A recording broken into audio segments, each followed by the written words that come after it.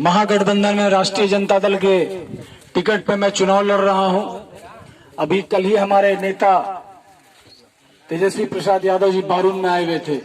मैं उनको दिल से धन्यवाद देता हूं।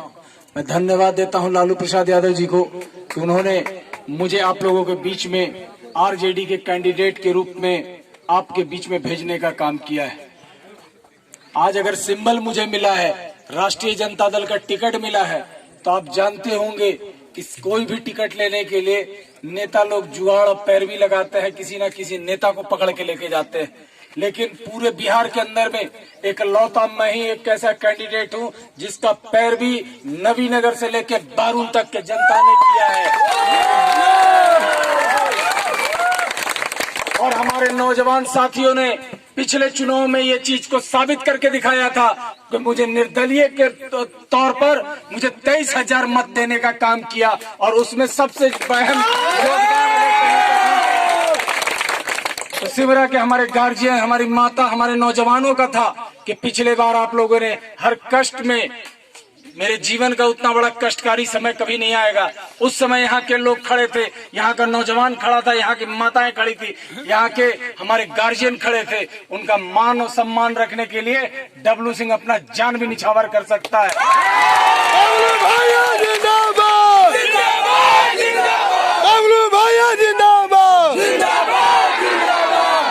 आपके हर सुख दुख में, आपके हर सुख दुख में ऐसा कभी नहीं हुआ होगा कि अगर किसी व्यक्ति ने मुझे बुलाया, अगर मैं मान सकता हूं कि अगर 100 बार आपने न्योता दिया होगा तो मैं 95 बार आपके बीच में आने का हरदम काम किया होगा। आप लोग कुछ भी करें फंक्शन, कुछ भी करे फंक्शन, लेकिन मुझे ये बात मालूम है कि बिना डब्लू के आए हुए, जब तक डब्लू को न्योता नहीं पड़ जाता है सिमरा गांव से, इस पूरे इलाके से, तब तक वो आयोजन सफल नहीं होता है।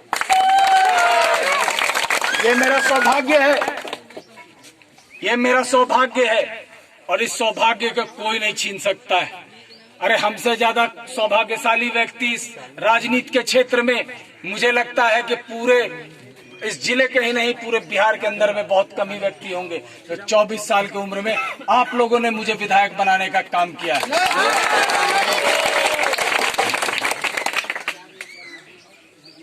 मैं अंतिम में एक बात जरूर कहूंगा, 28 तारीख को आप लोगों को ज्यादा से ज्यादा मत देना है। राष्ट्रीय जनता दल के सिंबल ललटेन छाप पे जो 4 नंबर पे है। मैं एक बात जरूर कहूंगा आप लोगों से कि हो सकता है मेरे किसी भी आचार से, मेरे विचार से या मेरे कभी भी व्यवहार से अगर किसी व्यक्ति को कष्ट लगा होगा, तो मैं अभी हम लोग देवार बाबा के सामने खड़े हैं, उनके प्रांगण में खड़े हैं, मैं आप लोगों के बीच में हाथ जोड़ के माफी मांगता हूं और नए सिरे से आशीर्वाद और साथ की कामना करता हूं।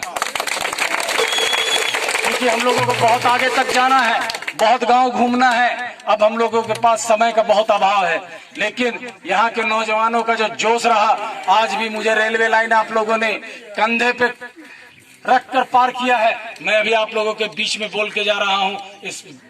इस रेलवे लाइन पे जो अभी हमारे नौजवान साथी, हमारे गार्जियन हमको रास्ते में बोल रहे थे कि डब्लू बाबू इसमें फाटक जरूर लगना चाहिए, तो फाटक लगेगा।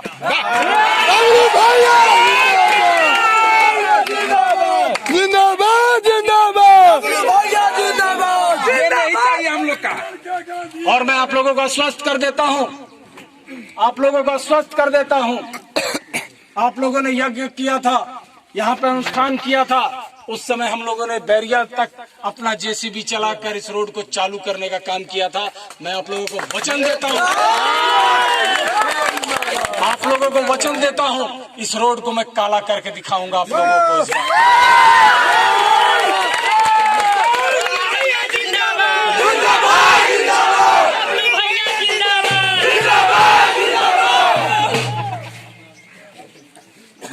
इस इस रोड का अहमियत और महत्व बनने के बाद पता चलेगा, जब ये रोड चालू हो जाएगा।